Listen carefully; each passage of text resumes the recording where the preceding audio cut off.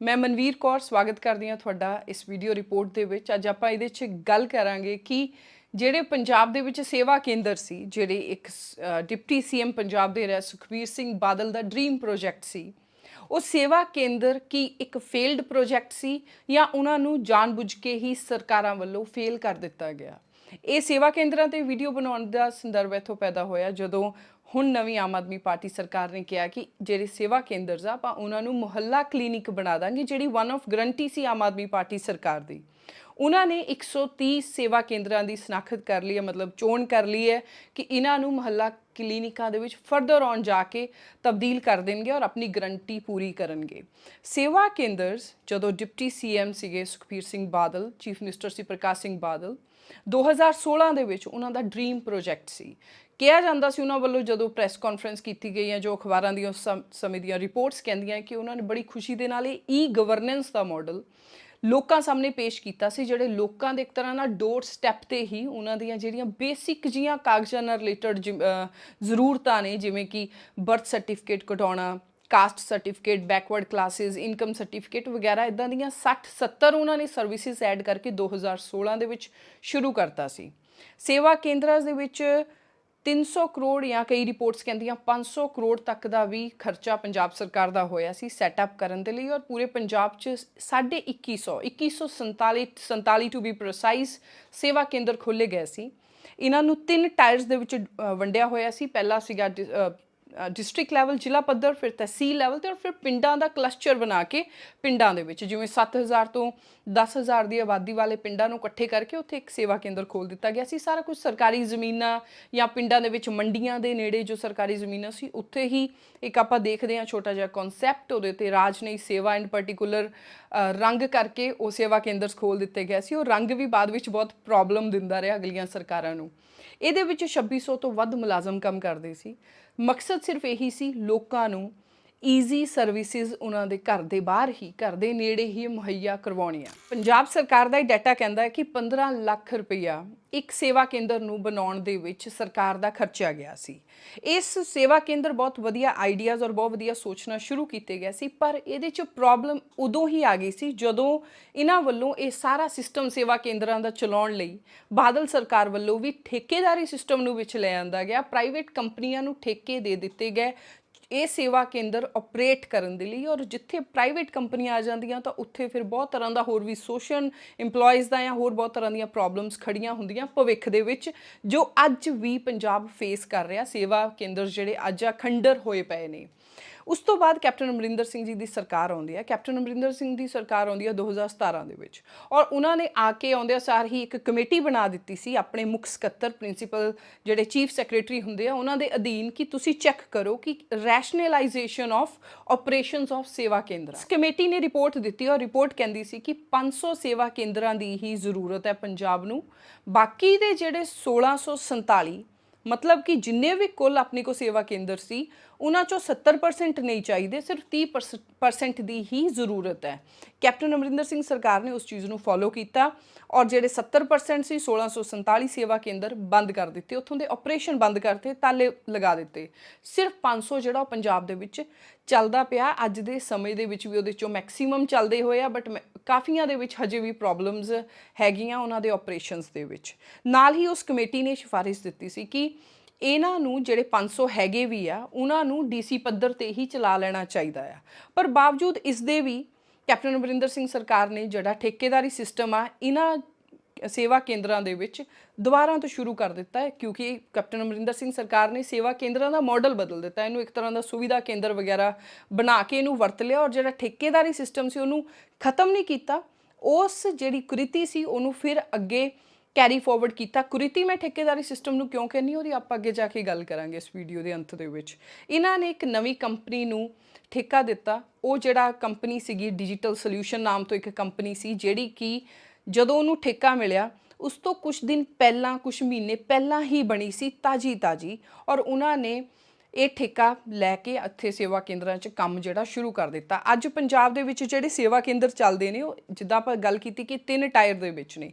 ਜਿਹੜੇ 1 ਟਾਇਰ ਵਾਲੇ ਨੇ ਉਹ ਤਾਂ ਡੀਸੀ ਸਾਂਭਦੇ ਨੇ, ਪਰ 2 ਔਰ 3 ਟਾਇਰ ਵਾਲੇ ਉਹ ਜਿਹੜੀਆਂ ਪ੍ਰਾਈਵੇਟ ਕੰਪਨੀ ਨੇ, ਜਿਹੜੀ ਹੈ ਡਿਜੀਟਲ ਸੋਲਿਊਸ਼ਨ ਕੰਪਨੀ ਹੈ, ਇਹ ਚਲਾਉਂਦੀ ਹੈ। ਡਿਜੀਟਲ ਸੋਲਿਊਸ਼ਨ ਤੇ ਹੁਣ ਥੋੜੀ ਜਿਹੀ ਕੰਟਰੋਵਰਸੀ ਰਾਈਜ਼ ਹੋਈ ਹੈ ਕਿ ਇਹ ਜਿਹੜੀ ਕੰਪਨੀ ਹੈ, ਇਹ ਜਿਹੜਾ ਪਰਲ ਗਰੁੱਪ ਦਾ ਇੱਕ ਬਹੁਤ ਵੱਡਾ ਸਕੈਮ ਆ, ਕਈ ਹਜ਼ਾਰਾਂ ਕਰੋੜਾਂ ਦਾ। ਉਸ ਸਕੈਮ ਦੇ ਵਿੱਚ ਇਹ ਕੰਪਨੀ ਦਾ ਲਿੰਕ ਇਹ ਨਿਕਲਿਆ ਕਿ ਜਿਹੜਾ ਉਸ ਕੰਪਨੀ ਦਾ ਸੀਏ ਸੀ, ਉਹਦਾ ਹੀ ਪਰਿਵਾਰ ਇਸ ਕੰਪਨੀ ਨੂੰ ਚਲਾ ਰਿਹਾ, ਔਰ ਉਹ ਸੀਏ ਜਿਹੜਾ ਉਹ ਸੀਬੀਆਈ ਵੱਲੋਂ ਇਸ ਟਾਈਮ ਹਿਰਾਸਤ ਦੇ ਵਿੱਚ ਹੈ।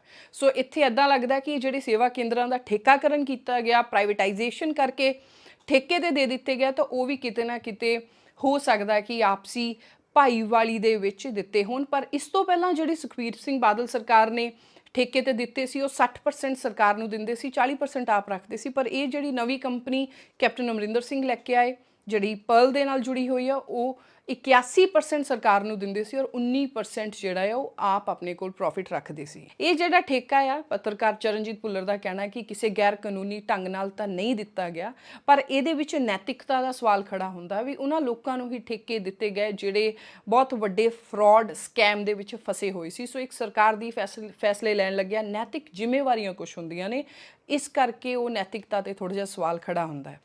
ਹੁਣ ਕੈਪਟਨ ਅਮਰਿੰਦਰ ਸਿੰਘ ਜੀ ਨੇ ਉਸ ਟਾਈਮ ਤਾਂ ਇਹ ਗੱਲ ਕਹੀ ਸੀ ਕਿ ਜਿਹੜੇ ਬਾਕੀ ਦੇ ਬਚੇ ਹੋਏ ਸੇਵਾ ਕੇਂਦਰ ਆ, ਉਹਨਾਂ 'ਚ ਪੰਚਾਇਤ ਘਰ ਬਣਾ ਦਾਂਗੇ, ਆਂਗਨਵਾੜੀ ਬੱਚਿਆਂ ਦੇ ਸਕੂਲ ਬਣਾ ਦਾਂਗੇ, ਪਰ ਉੱਦਾਂ ਦਾ ਕੁਝ ਕੀਤਾ ਨਹੀਂ ਗਿਆ।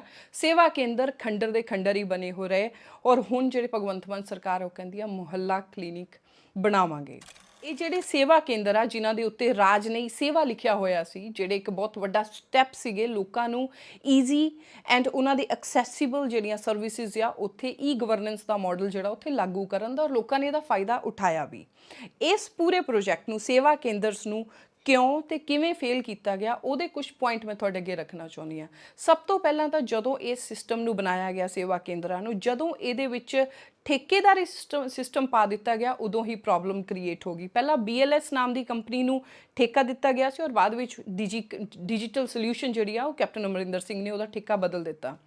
ਹੁਣ ਜਦੋਂ ਠੇਕੇਦਾਰੀ ਸਿਸਟਮ ਸ਼ੁਰੂ ਹੀ ਹੋਇਆ, ਜਦੋਂ 2016 'ਚ ਸੇਵਾ ਕੇਂਦਰ ਬਣੇ ਹੀ ਸੀ, ਤਾਂ ਉਸ ਤੋਂ ਅਗਲੇ 6 ਮਹੀਨੇ 8 ਮਹੀਨਿਆਂ ਤੱਕ ਤਾਂ ਕੋਈ ਠੇਕੇਦਾਰ ਨਿਕਲ ਕੇ ਸਾਹਮਣੇ ਹੀ ਨਹੀਂ ਆ ਰਿਹਾ ਸੀ ਇਹ ਠੇਕਾ ਲੈਣ ਦੇ ਲਈ, ਇਹਦੇ ਆਪਰੇਸ਼ਨਸ ਦਾ ਠੇਕਾ ਲੈਣ ਦੇ ਲਈ। ਕਿਉਂਕਿ ਇਹ ਜਿਹੜਾ ਕੰਮ ਸੀ, ਇੱਕ ਤਾਂ ਨਵਾਂ ਸ਼ੁਰੂ ਹੋਇਆ ਸੀ ਗਵਰਨੈਂਸ ਮਾਡਲ, ਔਰ ਇਹ ਟਫ ਸੀਗਾ, ਇੱਕ ਇਹਦੇ ਤੇ ਬੜਾ ਹਿਊਜ ਇੱਕ ਟਾਸਕ ਸੀਗਾ ਜਿਹਨੂੰ ਕਰਨ ਦੇ ਲਈ ਕੋਈ ਵੀ ਠੇਕੇਦਾਰ ਉਹ ਜਿਹੜਾ ਬਿਡਿੰਗ ਟੈਂਡਰ ਸੀ ਉਹੀ ਭਰਨ ਨੂੰ ਤਿਆਰ ਨਹੀਂ ਸੀ।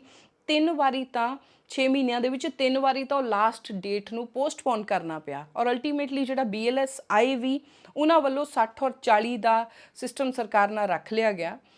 ਪਰ ਉਸ ਤੋਂ ਬਾਅਦ ਵੀ ਕਈ ਪ੍ਰੋਬਲਮਸ ਆਈਆਂ, ਜਿਵੇਂ ਕਿ ਜਿਹੜੇ ਵਿੱਚ ਕੰਮ ਕਰਨ ਵਾਲੇ EMPLOYEES ਸੀ ਉਹਨਾਂ ਨੂੰ, ਪਲੱਸ ਲੋਕਾਂ ਤੋਂ ਵੀ ਉਹ ਐਕਸਟਰਾ ਫੀਸ ਚਾਰਜ ਕਰਦੇ ਸੀ ਜਿਹਨੂੰ ਸੁਵਿਧਾ ਫੀਸ ਕਹਿੰਦੇ ਸੀ। ਸੋ ਇੱਕ ਇਹ ਪ੍ਰੋਬਲਮ ਸੀ। ਕੈਪਟਨ ਅਮਰਿੰਦਰ ਸਿੰਘ ਦੀ ਸਰਕਾਰ ਵੇਲੇ ਵੀ ਇਸ ਠੇਕੇਦਾਰੀ ਸਿਸਟਮ ਨੂੰ ਅੱਗੇ ਪ੍ਰੋਪਾਗੇਟ ਕੀਤਾ ਗਿਆ, ਬਾਵਜੂਦ ਇਸ ਦੇ ਕਿ ਜਿਹੜੀ ਉਹਨਾਂ ਵੱਲੋਂ ਬਣਾਈ ਹੋਈ ਕਮੇਟੀ ਸੀ ਉਸ ਦੀਆਂ ਸਿਫਾਰਸ਼ਾਂ ਇਹ ਸੀ ਕਿ ਜਿਹੜੇ 500 ਬਚੇ ਹੋਏ ਸੇਵਾ ਕੇਂਦਰ ਇਹਨਾਂ ਨੂੰ DC ਮੈਨੇਜ ਕਰ ਸਕਦਾ, ਪਰ ਫਿਰ ਵੀ ਇੱਕ ਨਵੀਂ ਕੰਪਨੀ ਨੂੰ ਲੈ ਆਂਦਾ ਗਿਆ। ਉਸ ਟਾਈਮ ਮਨਪ੍ਰੀਤ ਬਾਦਲ ਜੋ ਰੈਵਨਿਊ ਮਿਨਿਸਟਰ ਸੀ, ਉਹਨਾਂ ਵੱਲੋਂ ਕਿਹਾ ਗਿਆ ਕਿ ਜਿਹੜੇ ਸੇਵਾ ਕੇਂਦਰ ਹੈ ਇਸ ਕਰਕੇ ਬੰਦ ਕਰਨੇ ਜ਼ਰੂਰੀ ਹੈ ਕਿਉਂਕਿ ਆਪਣੇ ਬਜਟ ਦੇ ਉੱਤੇ 220 ਕਰੋੜ ਦਾ ਤਾਂ ਸਿੱਧਾ ਹੀ ਇਹ ਬੋਝ ਪਾਉਂਦੇ ਆ, ਪਲੱਸ ਇਹਨੂੰ ਅੱਗੇ ਰਨ ਕਰਨ ਦੇ ਲਈ ਵੀ ਕਈ ਤਰ੍ਹਾਂ ਦਾ ਖਰਚਾ ਹੁੰਦਾ ਹੈ। ਸੋ ਇੱਕ ਤਰ੍ਹਾਂ ਦੇ ਨਾਲ ਉਸ ਟਾਈਮ ਦੇ ਮਿਨਿਸਟਰਸ ਦਾ ਕਹਿਣਾ ਇਹੀ ਸੀ ਕਿ ਅਪਰਾਧਿਕ ਲੁੱਟ ਆ ਜਨਤਾ ਦੇ ਪੈਸੇ ਦੀ। ਸੋ ਇੱਕ ਤਰ੍ਹਾਂ ਨਾਲ ਉਹ ਦੈਟ ਓਨਲੀ ਟਾਰਗੇਟ ਵਾਸ ਸੁਖਬੀਰ ਸਿੰਘ ਬਾਦਲ ਸਰਕਾਰ ਕਿ ਉਹਨਾਂ ਦੇ ਇਨੀਸ਼ੀਏਟਿਵ ਨੂੰ ਮਾੜਾ ਕਹਿਣ ਦੀਆਂ ਕੋਸ਼ਿਸ਼ਾਂ। ਪਰ ਠੇਕੇਦਾਰੀ ਸਿਸਟਮ ਫਰਦਰ ਔਨ ਚੱਲਿਆ ਔਰ ਠੇਕੇਦਾਰਾਂ ਨੂੰ ਤਾਂ ਫਿਰ ਸਰਟਨਲੀ ਪੈਸੇ ਸਰਕਾਰ ਵੱਲੋਂ ਹੋਰ ਗਏ ਹੀ ਹੋਣੇ ਆ। ਹੁਣ ਅਗਰ ਆਪਾਂ ਗੱਲ ਕਰੀਏ ਕਿ ਵਾਕਈ ਸੇਵਾ ਕੇਂਦਰਾਂ ਦਾ ਲੋਕਾਂ ਦੇ ਲਈ ਕੋਈ ਕੰਮ ਨਹੀਂ ਸੀ ਜਾਂ ਕੋਈ ਰੋਲ ਨਹੀਂ ਸੀ, ਕਿ ਕੀ ਇਹ ਸੇਵਾ ਕੇਂਦਰ ਵਾਕਈ ਲੋਕਾਂ ਦੇ ਲਈ ਹੈਲਪਫੁਲ ਸੀਗੇ ਜਾਂ ਨਹੀਂ, ਤਾਂ ਇਹਦਾ ਜਵਾਬ ਹੈ ਕਿ ਯੈਸ, ਸਰਟਨਲੀ ਸੇਵਾ ਕੇਂਦਰ ਲੋਕਾਂ ਦੇ ਲਈ ਬਹੁਤ ਹੈਲਪਫੁਲ ਸੀ। ਜਦੋਂ ਪੰਜਾਬ ਦੇ ਵਿੱਚ 1647 ਸੇਵਾ ਕੇਂਦਰ ਬੰਦ ਕਰ ਦਿੱਤੇ ਗਏ ਕੈਪਟਨ ਅਮਰਿੰਦਰ ਸਿੰਘ ਦੀ ਸਰਕਾਰ 'ਚ 2018 ਦੇ ਵਿੱਚ ਆ ਕੇ, ਤਾਂ ਉਸ ਤੋਂ ਬਾਅਦ ਅੱਜ ਜੇਕਰ ਆਪਾਂ ਦੇਖੀਏ ਜਿਹੜੇ ਸੇਵਾ ਕੇਂਦਰ ਚੱਲਦੇ ਪਏ ਨੇ 500 ਦੇ ਲਗਭਗ, ਉਹਨਾਂ 'ਚੋਂ ਖੈਰ ਕਾਫੀ ਬੰਦ ਨੇ, ਉਹਨਾਂ ਸੇਵਾ ਕੇਂਦਰਾਂ 'ਤੇ ਬਹੁਤ ਵੱਡੀ ਭੀੜ ਇਕੱਠੀ ਹੋਈ ਹੁੰਦੀ ਆ ਲੋਕਾਂ ਦੀ ਕੰਮ ਕਰਵਾਉਣ ਦੇ ਲਈ। ਮੈਂ ਕਈ ਰਿਪੋਰਟਾਂ ਪੜ੍ਹੀਆਂ ਜਿਹਦੇ 'ਚ ਲੋਕਾਂ ਦਾ ਕਹਿਣਾ ਇਹ ਸੀ ਕਿ ਉਹਨਾਂ ਨੂੰ ਕਈ ਤਕਲੀਫਾਂ ਦਾ ਸਾਹਮਣਾ ਕਰਨਾ ਪੈਂਦਾ ਕਿਉਂਕਿ ਸੇਵਾ ਕੇਂਦਰਾਂ ਦੀ ਗਿਣਤੀ ਜਿਹੜਾ ਉਹਨਾਂ ਦੇ ਪਿੰਡ ਦੇ ਨੇੜੇ ਸੇਵਾ ਕੇਂਦਰ ਸੀ ਉਹ ਬੰਦ ਕਰ ਦਿੱਤਾ ਗਿਆ। ਹੁਣ ਸਿਸਟਮ ਸੇਵਾ ਕੇਂਦਰ ਦੇ ਵਿੱਚ ਟੋਕਨ ਸਿਸਟਮ ਆ, ਉਹ ਟੋਕਨ ਦਿਨ ਦੇ ਵਿੱਚ 40 ਜਾਂ 50 ਹੀ ਦਿੱਤੇ ਜਾਂਦੇ ਔਰ ਜਿਹੜੇ ਇਨਸਾਨ ਸਭ ਤੋਂ ਪਹਿਲਾਂ ਪਹੁੰਚ ਜਾਂਦੇ ਆ ਉਹਨਾਂ ਨੂੰ ਹੀ ਉਹ ਟੋਕਨ ਮਿਲਦਾ, ਬਾਕੀਆਂ ਨੂੰ ਨਹੀਂ। ਸੋ ਲੋਕਾਂ 'ਚ ਇੱਕ ਰੇਸ ਲੱਗ ਜਾਂਦੀ ਆ, ਸਵੇਰੇ ਤੜਕੇ ਤੋਂ ਹੀ ਉਹ ਸਿਰਫ ਟੋਕਨ ਲੈਣ ਦੇ ਲਈ ਕਾਹਲੀ ਨਾਲ ਘਰੋਂ ਨਿਕਲਦੇ ਔਰ ਉਹਨਾਂ ਦਾ ਕੰਮ ਫਿਰ ਵੀ ਨਹੀਂ ਹੁੰਦਾ। ਉਸ ਤੋਂ ਇਲਾਵਾ ਜਿਹੜੀਆਂ ਉੱਥੇ ਵਿੰਡੋਜ਼ ਆ, ਉਹ ਵਿੰਡੋਜ਼ ਵੀ ਸੇਵਾ ਕੇਂਦਰਾਂ 'ਚ ਬਹੁਤ ਘੱਟ ਆ, ਮਤਲਬ 3 ਜਾਂ 4 ਵਿੰਡੋਜ਼ ਮੈਕਸੀਮਮ ਆ, ਉਹ ਵੀ ਕਿਸੇ ਦੇ ਵਿੱਚ। ਸੋ ਵਿੰਡੋਜ਼ ਘੱਟ ਹੋਣ ਦੇ ਨਾਲ ਵੀ ਜਿਹੜੀ ਲੋਕਾਂ ਨੂੰ ਇੰਨੀ ਗਰਮੀ ਦੇ ਵਿੱਚ, ਅੱਜ ਵੀ ਮੈਂ ਦੇਖ ਰਹੀ ਸੀ ਕਿ ਬਹੁਤ ਲੰਬੀਆਂ ਲਾਈਨਾਂ ਦੇ ਵਿੱਚ ਉਹਨਾਂ ਨੂੰ ਖੜੇ ਰਹਿਣਾ ਪੈ ਰਿਹਾ ਆ ਇਸ ਗਰਮੀ ਦੇ ਵਿੱਚ ਆਪਣਾ ਕੰਮ ਕਰਵਾਉਣ ਦੇ ਲਈ। 2021 ਦੇ ਵਿੱਚ ਹੀ ਵਿਨੀ ਮਹਾਜਨ ਪੰਜਾਬ ਦੇ ਸੈਕਟਰੀ ਸੀ, ਉਹਨਾਂ ਵੱਲੋਂ ਇਹ ਕਿਹਾ ਗਿਆ ਕਿ 10 ਲੱਖ ਲੋਕ ਹਰ ਮਹੀਨੇ ਆਪਣੀਆਂ ਸਰਵਿਸਿਜ਼ ਸੁਵਿਧਾ ਕੇਂਦਰਾਂ ਤੋਂ ਲੈਂਦੇ ਨੇ। ਸੋ ਇਹ ਇੱਕ ਸਬੂਤ ਹੈ ਕਿ ਜਿਹੜੇ ਸੁਵਿਧਾ ਕੇਂਦਰ, ਜਿਹੜੇ ਸੇਵਾ ਕੇਂਦਰ ਸੀਗੇ, ਬਹੁਤ ਪ੍ਰੋਫਿਟੇਬਲ ਜਾਂ ਬਹੁਤ ਈਜ਼ੀ ਲੋਕਾਂ ਦੇ ਲਈ ਸੀਗੇ। ਉਹਨਾਂ ਦੇ ਲਈ ਜਿਹੜੀ ਗਵਰਨੈਂਸ ਸੀਗੀ ਉਹ ਐਟ ਦਾ ਡੋਰ ਸਟੈਪ ਸੀ, ਚਾਹੇ ਬਾਵਜੂਦ ਉਸਦੇ ਕਿ ਉਹਨਾਂ ਨੂੰ ਉੱਥੇ ਕਿੰਨੀ ਭੀੜ ਦੇ ਵਿੱਚ ਖੜਨਾ ਪੈਂਦਾ ਸੀ। ਪਰ ਨੰਬਰ ਘਟਾ ਕੇ ਲੋਕਾਂ ਨੂੰ ਖੱਜਲ ਖੁਆਰ ਕਰਨ ਦਾ ਇੱਕ ਸਰਕਾਰ ਦਾ ਉਪਰਾਲਾ ਸੀਗਾ ਇਹ, ਕਿ ਲੋਕਾਂ ਨੂੰ ਉਹਨਾਂ ਦੀਆਂ ਸੈਂਸਸ ਦੇ ਵਿੱਚ ਰੱਖੀਏ ਕਿ ਸਰਕਾਰੀ ਕੰਮ ਕਰਾਉਣਾ ਹਜੇ ਵੀ ਕਿੰਨਾ ਔਖਾ ਆ। ਅਗਰ ਆਪਾਂ ਲੁਧਿਆਣੇ ਜ਼ਿਲ੍ਹੇ ਦੀ ਐਗਜ਼ਾਮਪਲ ਲੈ ਲਈਏ ਤਾਂ ਲੁਧਿਆਣਾ ਜ਼ਿਲ੍ਹੇ ਦੇ ਵਿੱਚ 192 ਟੋਟਲ ਸੇਵਾ ਕੇਂਦਰ ਅਲੋਟਡ ਸੀ, ਜਿਹੜੇ ਬਣੇ ਹੋਏ ਸੀ। ਪਰ ਉਹਨਾਂ ਵਿੱਚੋਂ ਅੱਜ ਕਿੰਨੇ ਚੱਲਦੇ ਆ? ਸਿਰਫ 42 ਚੱਲਦੇ ਆ। 42 ਜਿਹੜੇ ਸੇਵਾ ਕੇਂਦਰ ਆ, ਉਹਨਾਂ ਤੇ ਜਿਹੜੇ ਕੰਮ ਕਰਨ ਵਾਲੇ EMPLOYEES ਆ, ਅੱਜ ਉਹਨਾਂ ਦਾ ਇਹ ਹਾਲ ਭਗਵੰਤ ਮਾਨ ਸਰਕਾਰ, ਜਿਹੜੀ ਨਵੀਂ ਸਰਕਾਰ ਆਈ ਆ, ਉਹਨਾਂ ਨੇ ਇਹ ਨੋਟੀਫਿਕੇਸ਼ਨ ਪਾਸ ਕਰ ਦਿੱਤੀ ਆ ਕਿ ਉਹ ਸ਼ਨੀਵਾਰ ਔਰ ਐਤਵਾਰ ਵੀ ਕੰਮ ਕਰਨਗੇ ਔਰ ਉਹਨਾਂ ਦੀ ਟਾਈਮਿੰਗ ਨੂੰ ਵੀ ਵਧਾ ਦਿੱਤਾ ਗਿਆ। ਉਹ ਸਵੇਰੇ 8 ਵਜੇ ਤੋਂ ਲੈ ਕੇ ਸ਼ਾਮ ਦੇ 6 ਵਜੇ ਤੱਕ ਕੰਮ ਕਰਦੇ ਔਰ ਉਹਨਾਂ ਨੂੰ ਕੋਈ ਵੀਕਐਂਡ ਦੀ ਛੁੱਟੀ ਜਾਂ ਸੰਡੇ ਦੀ ਛੁੱਟੀ ਵੀ ਨਹੀਂ ਹੈ ਔਰ ਉਹਨਾਂ ਦੀ ਤਨਖਾਹਾਂ ਮਹਿਜ 8000, 9000 ਜਾਂ 10000 ਹੈ। ਸੋ ਆਪਾਂ ਇੱਥੋਂ ਦੇਖ ਸਕਦੇ ਹਾਂ ਵੀ ਇੱਕ ਪਾਸੇ ਤਾਂ ਸਰਕਾਰ ਵੱਲੋਂ ਸੇਵਾ ਕੇਂਦਰ ਬੰਦ ਕਰ ਦਿੱਤੇ ਗਏ ਇਹ ਕਹਿ ਕੇ ਕਿ ਇਹਨਾਂ ਦੀ ਜ਼ਰੂਰਤ ਨਹੀਂ, ਔਰ ਦੂਜੇ ਪਾਸੇ ਜਿਹੜੇ ਚੱਲ ਰਹੇ ਆ ਉੱਥੇ ਕੰਮ ਕਰਨ ਵਾਲੇ ਮੁਲਾਜ਼ਮਾਂ ਦਾ ਸਮਾਂ ਵਧਾਇਆ ਜਾ ਰਿਹਾ ਕਿਉਂਕਿ ਲੋਕਾਂ ਦੀ ਭੀੜ ਬਹੁਤ ਹੈ ਜਿਨ੍ਹਾਂ ਨੇ ਸੇਵਾ ਕੇਂਦਰਾਂ 'ਚੋਂ ਕੰਮ ਲੈਣਾ ਆ। ਇਸੇ ਤੋਂ ਆਪਣਾ ਅਗਲਾ ਪੁਆਇੰਟ ਸ਼ੁਰੂ ਹੁੰਦਾ ਹੈ ਕਿ ਜਿਹੜੇ ਸੇਵਾ ਕੇਂਦਰ ਆ ਇਹਦੇ ਵਿੱਚ ਠੇਕੇਦਾਰੀ ਸਿਸਟਮ ਹੋਣ ਦੇ ਨਾਲ ਜਿਹੜੇ ਉੱਥੇ ਕੰਮ ਕਰਨ ਵਾਲੇ ਮੁਲਾਜ਼ਮ ਆ ਉਹਨਾਂ ਦਾ ਸ਼ੋਸ਼ਣ ਹੋ ਰਿਹਾ, ਉਹਨਾਂ ਦੀ ਐਕਸਪਲੋਇਟੇਸ਼ਨ ਹੋ ਰਹੀ ਆ, ਮੈਂਟਲੀ ਤੌਰ 'ਤੇ ਵੀ ਔਰ ਆਰਥਿਕ ਤੌਰ 'ਤੇ ਵੀ। ਉਹਨਾਂ ਨੂੰ ਪਹਿਲੀ ਗੱਲ ਤਾਂ ਬਰਾਬਰ ਤਨਖਾਹਾਂ ਨਹੀਂ ਮਿਲਦੀਆਂ ਜੋ ਉਹਨਾਂ ਦੀ ਮਿਹਨਤ ਦੇ ਅਕੋਰਡਿੰਗ ਮਿਲਣੀਆਂ ਚਾਹੀਦੀਆਂ। ਉਹਨਾਂ ਨੂੰ ਸਿਰਫ 8K, 9K ਔਰ 10K ਹੀ ਸੈਲਰੀ ਮਿਲਦੀ ਹੈ, ਜਦ ਕਿ ਪੰਜਾਬ ਸਰਕਾਰ ਕੋਲੋਂ ਜਿਹੜਾ ਪਿਛਲਾ ਠੇਕੇਦਾਰ ਸੀ ਉਹ 22,500 ਰੁਪਇਆ ਇੱਕ ਜਾਣੇ ਦੀ ਤਨਖਾਹ ਪੰਜਾਬ ਸਰਕਾਰ ਤੋਂ ਲੈਂਦਾ ਸੀ, ਪਰ ਉਹ ਅੱਗੇ ਆਪਣੇ EMPLOYEES ਨੂੰ ਸਿਰਫ ਔਰ ਸਿਰਫ 8,000, 9,000, 10,000 ਤਨਖਾਹ ਦਿੰਦਾ ਸੀ। So it is also one of a scam ਅਗਰ ਇਹਨੂੰ ਇਨਵੈਸਟੀਗੇਟ ਕੀਤਾ ਜਾਵੇ। ਜਿਹੜੇ ਉੱਥੇ ਕੰਮ ਕਰਨ ਵਾਲੇ ਮੁਲਾਜ਼ਮ ਉਹਨਾਂ ਦੀਆਂ ਤੁਹਾਨੂੰ ਦੱਸ ਰਹੇ ਵੀ ਛੁੱਟੀਆਂ ਵੀ ਕੈਂਸਲ ਕਰ ਦਿੱਤੀਆਂ ਗਈਆਂ ਕਿ ਕੰਮ ਕਰੋ, ਬਸ ਕੰਮ ਕਰੋ। ਸੋ ਆਪਾਂ ਜਾਣਦੇ ਹਾਂ ਕਿੱਡਾ ਵੱਡਾ ਸੰਘਰਸ਼ ਲੜਿਆ ਗਿਆ ਸੀ ਜਦੋਂ ਕਲੋਨੀਅਲ ਏਰਾ ਸੀ, ਜਦੋਂ ਬ੍ਰਿਟਿਸ਼ ਰਾਜ ਸੀ, ਸਿਰਫ ਛੁੱਟੀ ਲੈਣ ਦੇ ਲਈ। ਔਰ ਅੱਜ ਕੰਮ ਦਾ ਬੋਝ ਇੰਨਾ ਹੈ, ਬੇਰੁਜ਼ਗਾਰੀ ਦੂਜੇ ਪਾਸੇ ਇੰਨੀ ਹੈ ਵੀ ਉਹਨਾਂ ਨੂੰ ਹਾਇਰ ਨਹੀਂ ਕੀਤਾ ਜਾ ਰਿਹਾ ਔਰ ਜਿਹੜੇ ਕੰਮ ਕਰ ਰਹੇ ਉਹਨਾਂ ਨੂੰ ਛੁੱਟੀ ਨਹੀਂ ਦਿੱਤੀ ਜਾ ਰਹੀ। So this is a big mismanagement. ਇਸ ਤੋਂ ਇਲਾਵਾ ਅਗਰ ਆਪਾਂ ਮਹਿੰਗਾਈ ਦੇ ਦੌਰ 'ਚ ਦੇਖੀਏ 8,000, 9,000, 10,000 ਦੇ ਵਿੱਚ ਘਰ ਚਲਾਉਣਾ ਇਹਨਾਂ ਮੁਲਾਜ਼ਮਾਂ ਦੇ ਲਈ ਕਿੰਨਾ ਟਫ ਹੋਏਗਾ, we can not even imagine.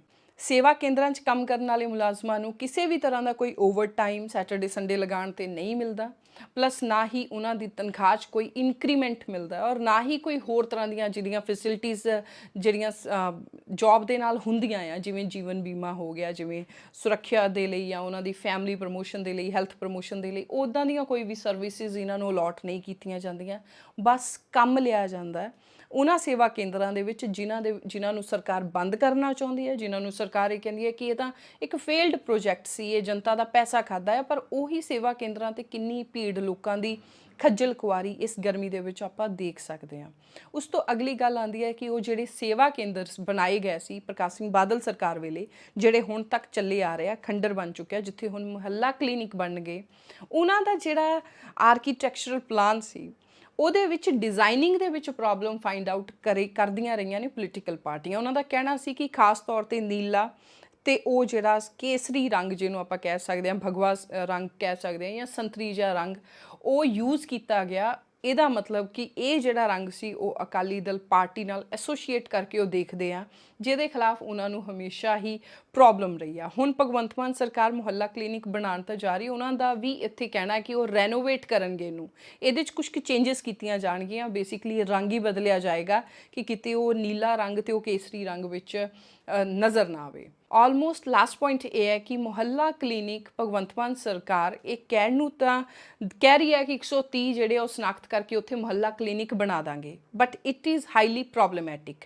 Number 1 problem ਇਹਦੇ 'ਚ ਇਹ ਹੈ ਕਿ ਪਹਿਲੀ ਗੱਲ ਤਾਂ ਮੁਹੱਲਾ ਕਲੀਨਿਕ ਜਿਹੜੇ ਆ ਉਹ ਮੁਹੱਲਿਆਂ 'ਚ ਹੋਣੇ ਚਾਹੀਦੇ ਆ, ਮਤਲਬ ਕਿ ਮੁਹੱਲੇ ਨਹੀਂ ਤਾਂ ਘੱਟੋ ਘੱਟ ਇੱਕ ਪਿੰਡ 'ਚ ਇੱਕ ਹੋਣਾ ਚਾਹੀਦਾ ਆ।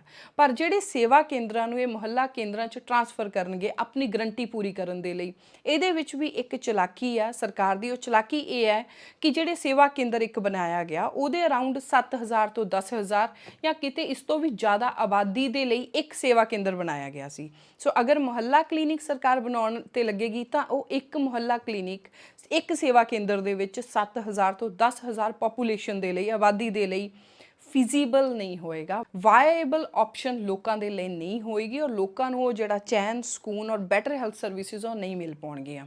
ਦੂਸਰੀ ਗੱਲ ਇਹ ਹੈ ਕਿ ਜਿਹੜਾ ਮੁਹੱਲਾ ਕਲੀਨਿਕ ਆ ਉਹ ਇੱਕ ਡਾਕਟਰ ਦੀ OPD ਟਾਈਪ ਹੋਏਗਾ, ਜਿੱਥੇ ਹੋ ਸਕਦਾ ਕਿ ਨਾਲ ਸਰਕਾਰ ਫਸਟ ਏਡ ਵਰਗੀਆਂ ਫੈਸਿਲਿਟੀਜ਼ ਵੀ ਦੇਵੇ। ਸੋ ਜਦੋਂ ਕੋਈ ਵੀ ਡਾਕਟਰ ਆਪਣੀ OPD ਬਣਾਉਂਦਾ ਹੈ ਜਾਂ ਕਲੀਨਿਕ ਬਣਾਇਆ ਜਾਂਦਾ ਤਾਂ WHO ਜਾਂ ਆਪਣੀ ਮੈਡੀਕਲ ਐਸੋਸੀਏਸ਼ਨ ਜੋ ਇੰਡੀਆ ਦੀ ਆ ਉਹਦੇ ਵੱਲੋਂ ਕੁਝ ਕੁ ਪ੍ਰੋਟੋਕੋਲ ਹੈ, ਕੁਝ ਕੁ ਗਾਈਡਲਾਈਨਸ ਆ ਜਿਨ੍ਹਾਂ ਨੂੰ ਫੋਲੋ ਕਰਨਾ ਪੈਂਦਾ ਹੀ ਪੈਂਦਾ ਆ। ਉਸ ਦਾਇਰੇ ਦੇ ਵਿੱਚ ਰਹਿ ਕੇ ਹੀ ਉਸ ਕਲੀਨਿਕ ਨੂੰ ਸੈਟਅਪ ਕੀਤਾ ਜਾ ਸਕਦਾ ਹੈ। ਇੱਦਾਂ ਨਹੀਂ ਹਰਗਿਜ਼ ਵੀ ਕਿ ਜਿੱਥੇ ਦਿਲ ਕੀਤਾ ਉੱਥੇ ਡਾਕਟਰ ਨੇ ਆਪਣਾ ਟੇਬਲ ਲਗਾ ਲਿਆ, ਕੁਰਸੀ ਲਗਾ ਲਈ ਔਰ ਮਰੀਜ਼ ਨੂੰ ਚਾਹੇ ਪੁੰਜੇ ਬਿਠਾ ਲਿਆ।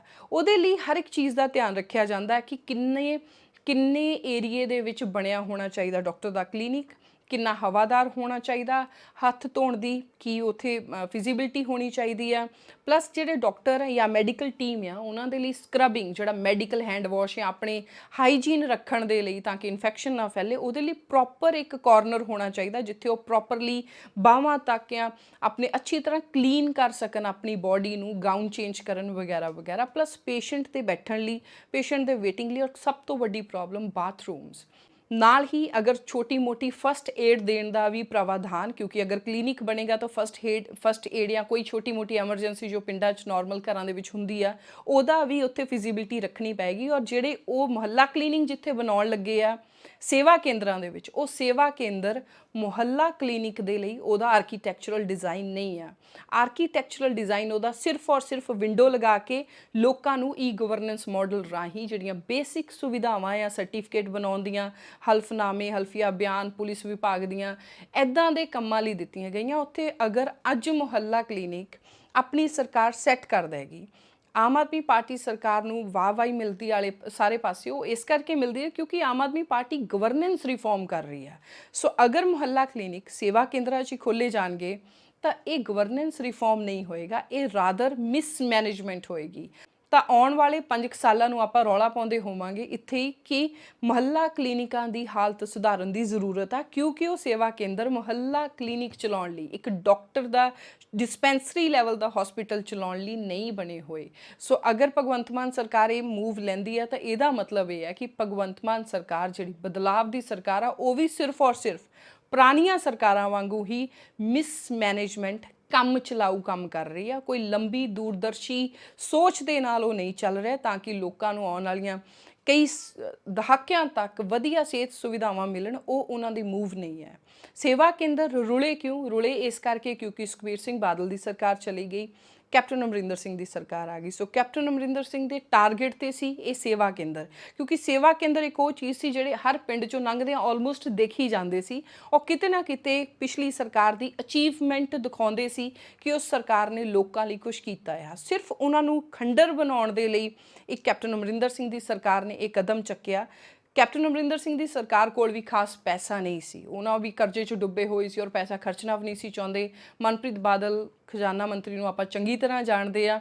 ਸੋ ਇਹ ਇੱਕ ਕਾਰਨ ਸੀ ਵੀ ਆਪਸੀ ਖੁੰਦਕਬਾਜ਼ੀ ਕਰਕੇ ਜਿਹੜੀਆਂ ਲੋਕਾਂ ਨੂੰ ਸਹੂਲਤਾਂ ਮਿਲਣੀਆਂ ਸੀ ਉਹਨਾਂ ਤੋਂ ਵਾਂਝਾ ਕਰ ਦਿੱਤਾ ਗਿਆ ਲੋਕਾਂ ਨੂੰ। ਅੱਜ ਆਮ ਆਦਮੀ ਪਾਰਟੀ ਦੀ ਸਰਕਾਰ ਵੀ ਇਸੇ ਹੀ ਮਾਡਲ ਦੇ ਉੱਤੇ ਚੱਲਦੇ ਹੋਏ ਸਿਰਫ ਔਰ ਸਿਰਫ ਆਪਣਾ ਕੰਮ ਸਾਰਨ ਲਈ ਔਰ ਲੋਕਾਂ ਨੂੰ ਦਿਖਾਉਣ ਲਈ ਕਿ ਲਓ ਜੀ ਅਸੀਂ ਗਰੰਟੀ ਪੂਰੀ ਕਰ ਦਿੱਤੀ। ਉਹ ਗਰੰਟੀ ਚਾਹੇ ਕੱਲ੍ਹ ਨੂੰ 1 ਸਾਲ ਵੀ ਨਾ ਚੱਲ ਪਾਵੇ, ਉਹਨੂੰ ਨਾ ਧਿਆਨ 'ਚ ਰੱਖ ਕੇ ਸਿਰਫ ਔਰ ਸਿਰਫ ਆਪਣੀਆਂ ਗਰੰਟੀਆਂ ਪੂਰੀਆਂ ਕਰਨ 'ਤੇ ਲੱਗੇ ਹੋਏ ਆ। ਲੋਕਾਂ ਦਾ ਇਹਦੇ ਵਿੱਚ ਕੋਈ ਭਲਾ ਖਾਸ ਨਹੀਂ ਹੋ ਸਕਦਾ, ਕਿਉਂਕਿ ਮੁਹੱਲਾ ਕਲੀਨਿਕ ਗਰੰਟੀ ਦੇ ਅਨੁਸਾਰ ਮੁਹੱਲਿਆਂ 'ਚ ਹੋਣੇ ਚਾਹੀਦੇ ਆ, ਨਾ ਕਿ 5 7 8 ਪਿੰਡਾਂ ਦੇ ਕਲਸਟਰ ਨੂੰ ਇੱਕ ਸੇਵਾ ਕੇਂਦਰ ਦੇ ਵਿੱਚ ਮੁਹੱਲਾ ਕਲੀਨਿਕ ਬਣਾ ਦਿੱਤਾ ਜਾਵੇ, ਜਿੱਥੇ ਬੈੱਡ ਲਾਉਣ ਦੀ ਵੀ ਕਪੈਸਿਟੀ ਨਾ ਹੋਵੇ, ਜਿੱਥੇ ਜਿਹੜੇ ਹਵਾਦਾਰ ਨਾ ਹੋਣ, ਜਿੱਥੇ ਕੋਈ ਹਾਈਜੀਨ ਸਾਫ਼ ਸਫਾਈ ਨਾ ਹੋਵੇ, ਖਾਸ ਤੌਰ ਤੇ ਉੱਥੇ ਲੈਬੋਰੇਟਰੀ ਵੀ ਸੈਟਅਪ ਕਰਨ ਦਾ ਸਿਸਟਮ ਨਾ ਹੋਵੇ। ਪਰ ਹੋ ਸਕਦਾ ਮੈਂ ਕੋਈ ਜ਼ਿਆਦਾ ਬੋਲ ਗਈ ਹੋਵਾਂ ਔਰ ਇੰਨੀ ਉਮੀਦ ਭਗਵੰਤ ਮਾਨ ਸਰਕਾਰ ਨੇ ਨਾ ਲਾਈ ਹੋਵੇ, ਜਾਂ ਉਹਨਾਂ ਦੀ ਇਹੀ ਇੱਕ ਉਮੀਦ ਹੋਵੇ ਕਿ ਚਲੋ ਆਪਾਂ ਤਾਂ ਬੋਰਡ ਹੀ ਲਾਉਣਾ ਹੈ, ਅੰਦਰ ਚਾਹੇ ਕੁਛ ਵੀ ਨਾ ਹੋਵੇ। ਮੈਂ ਛੇਤੀ ਹੀ ਇੱਕ ਵੀਡੀਓ ਦੇ ਵਿੱਚ ਤੁਹਾਡੇ ਕੋਲ ਦਿੱਲੀ ਦੇ ਮੁਹੱਲਾ ਕਲੀਨਿਕਾਂ ਦੀ ਸੱਚਾਈ ਵੀ ਲੈ ਕੇ ਆਉਂਗੀ, ਤਾਂ ਕਿ ਆਪਾਂ ਸਮਝ ਸਕੀਏ ਕਿ ਕਿਤੇ ਕੋਈ ਸਾਨੂੰ ਗਵਰਨੈਂਸ ਰਿਫਾਰਮਸ ਜਾਂ ਗਰੰਟੀਆਂ ਪੂਰੀਆਂ ਕਰਨ ਦੇ ਵਾਅਦੇ 'ਚ ਬੇਵਕੂਫ ਨਾ ਬਣਾਉਂਦਾ ਰਹੇ। ਪਹਿਲੀਆਂ ਸਰਕਾਰਾਂ ਨੇ ਅਗਰ ਪੰਜਾਬ ਦੇ ਬਜਟ ਤੋਂ ਲੋਕਾਂ ਦੇ ਪੈਸੇ 'ਚੋਂ ਖਰਚਾ ਕਰਕੇ ਕੁਝ ਲੋਕਾਂ ਲਈ ਬਣਾਇਆ ਸੀ, ਤਾਂ ਉਹਨਾਂ ਨੂੰ ਵੀ ਖੰਡਰ ਬਣਾਉਣ ਵਾਲਾ ਕੰਮ ਆਪਣੀਆਂ ਸਰਕਾਰਾਂ ਨੇ ਕੀਤਾ। ਇਸ ਗੱਲ ਦਾ ਧਿਆਨ ਨਹੀਂ ਰੱਖਿਆ ਕਿ ਆਲਮੋਸਟ ਹਰ ਘਰ ਦੇ ਵਿੱਚ ਹਰ ਜੀ ਨੂੰ ਬਰਥ ਸਰਟੀਫਿਕੇਟ, ਡੈਥ ਸਰਟੀਫਿਕੇਟ, ਹਲਫੀਆ ਬਿਆਨ ਰਜਿਸਟਰ ਕਰਨ ਵਾਲੇ ਜਿਹੜੇ ਉਹ ਡਾਕੂਮੈਂਟਸ ਹੁੰਦੇ ਆ, backward classes, caste certificate, schedule caste certificate, marriage certificate, ਇਸ ਤੋਂ ਇਲਾਵਾ ਫਰਦਾਂ ਦੀਆਂ ਨਕਲਾਂ ਵਾਲਾ ਜਾਂ ਹੋਰ ਨਕਲਾਂ ਕਢਾਉਣ ਵਾਲਾ, ਹੋਰ ਇੱਦਾਂ ਦੇ ਬਹੁਤ ਕੰਮ ਜਿਹੜੇ ਆਪਾਂ ਗਿਣਾ ਸਕਦੇ ਹਾਂ। ਲਗਭਗ ਇਹ ਜਿਹੜੀ ਸੇਵਾ ਕੇਂਦਰ ਜਦੋਂ ਸ਼ੁਰੂ ਹੋਈ ਸੀ ਤਾਂ ਇਹਦੇ 'ਚ 60 ਕੁ ਹੀ ਸਰਵਿਸਿਜ਼ ਦਿੱਤੀਆਂ ਜਾਂਦੀਆਂ ਸੀ, ਪਰ ਜਦੋਂ ਅੱਜ ਦੇ ਸਮੇਂ 'ਚ ਦੇਖੀਏ ਤਾਂ 200 ਤੋਂ ਵੀ ਕਿਤੇ ਵੱਧ ਸਰਵਿਸਿਜ਼ ਸੇਵਾ ਕੇਂਦਰਾਂ ਦੇ ਵਿੱਚ ਹੈਗੀਆਂ। ਇਸ ਵੀਡੀਓ ਦੇ ਵਿੱਚ ਮੈਂ ਹੀ ਗੱਲ ਐਂਡ ਦੇ ਵਿੱਚ ਕਹਾਂਗੀ ਕਿ ਸੇਵਾ ਕੇਂਦਰਸ ਨੂੰ ਦੁਬਾਰਾ ਰਿਵਾਈਵ ਕਰਨਾ ਚਾਹੀਦਾ, ਤਾਂ ਕਿ ਲੋਕਾਂ ਦੇ ਵਿੱਚ ਈ ਗਵਰਨੈਂਸ ਜਿਹੜੀ ਆ ਉਹ ਬਹੁਤ ਵਧੀਆ ਢੰਗ ਨਾਲ ਜਾਵੇ। ਹਾਇਰ ਕਰਨਾ ਚਾਹੀਦਾ ਲੋਕਾਂ ਨੂੰ, ਪੂਰੇ ਉਹਨਾਂ ਦੇ ਜਿਹੜੇ ਬਣਦੇ ਵੇਜਸ ਜਾਂ ਉਹਨਾਂ ਦੇ ਉੱਤੇ ਤਨਖਾਹਾਂ ਦੇ ਕੇ ਉਹਨਾਂ ਤੋਂ ਕੰਮ ਲੈਣਾ ਚਾਹੀਦਾ ਹੈ। ਔਰ ਮੁਹੱਲਾ ਕਲੀਨਿਕਸ ਦੇ ਲਈ ਅਲੱਗ ਇਨਫਰਾਸਟ੍ਰਕਚਰ ਡਿਵੈਲਪ ਕਰਨਾ ਚਾਹੀਦਾ, ਕਿਉਂਕਿ ਸ਼ਾਮਲਾ ਜਗ੍ਹਾ ਦੇ ਉੱਤੇ ਹੀ ਸੇਵਾ ਕੇਂਦਰ ਡਿਵੈਲਪ ਹੋਏ ਸੀ, ਔਰ ਮੁਹੱਲਾ ਕਲੀਨਿਕ ਵੀ ਜੋ ਪਿੰਡਾਂ ਦੇ ਵਿੱਚ ਮੌਜੂਦ ਸ਼ਾਮਲਾਟ ਜਗ੍ਹਾ ਨੇ ਉਹਨਾਂ 'ਤੇ ਡਿਵੈਲਪ ਕੀਤੇ ਜਾ ਸਕਦੇ ਆ, ਤਾਂ ਕਿ ਇਹਨਾਂ ਮੁਹੱਲਾ ਕਲੀਨਿਕਸ ਦਾ ਫਾਇਦਾ ਆਉਣ ਵਾਲੇ ਕਈ ਦਹਾਕਿਆਂ ਤੱਕ, ਮੋਰ ਦੈਨ ਹਾਫ ਅ ਸੈਂਚੁਰੀ ਤੱਕ ਘੱਟੋ ਘੱਟ ਲੋਕਾਂ ਦੇ ਲਈ ਰਵੇ। ਕੁਛ ਇੱਦਾਂ ਦਾ ਇਨਫਰਾਸਟ੍ਰਕਚਰ ਮਾਨ ਸਰਕਾਰ ਡਿਵੈਲਪ ਕਰਦੇ ਜਿਹੜੀ ਆਉਣ ਵਾਲੀਆਂ ਪੀੜ੍ਹੀਆਂ ਯਾਦ ਰੱਖਣ ਇਹਨਾਂ ਦੇ ਕੰਮ ਨੂੰ। Thank you so much for watching. ਤੁਹਾਨੂੰ ਵਧੀਆ ਲੱਗੀ ਵੀਡੀਓ ਜਾਂ ਤੁਹਾਡੇ ਕੋਈ ਵੀ ਕਮੈਂਟ ਇਹਦੇ 'ਚ ਸ਼ੇਅਰ ਕਰਨ ਵਾਲੇ ਆ ਤਾਂ ਡੂ ਸ਼ੇਅਰ ਵਿਦ ਮੀ।